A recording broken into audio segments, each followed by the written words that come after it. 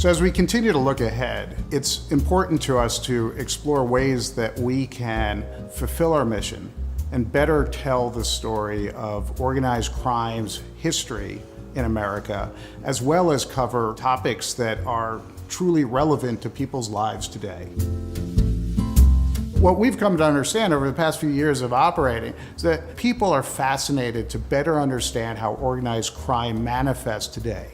So what are the ways in which organized crime and law enforcement agencies around the globe are active in the 21st century? One of the features of our Organized Crime Today exhibit space is this enormous interactive where people will be able to explore crime across the globe. They'll be able to search geographically by organized crime group, by law enforcement agency, by racket. So we're talking about things like human trafficking, drug smuggling, cyber crime, fascinating topics to explore, and all really important and relevant to people's lives.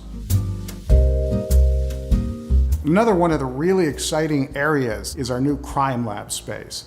Guests have the opportunity to really understand investigative techniques, so the real tools of the trade that forensic scientists use to crack crime. We're going to show them. We're going to let them experience things like ballistics testing or DNA analysis or determining cause of death. A use of force experience, where guests get to understand the training practices that law enforcement personnel use in order to make split-second decisions about what types of force to use in given situations. Visit themommuseum.org for more details.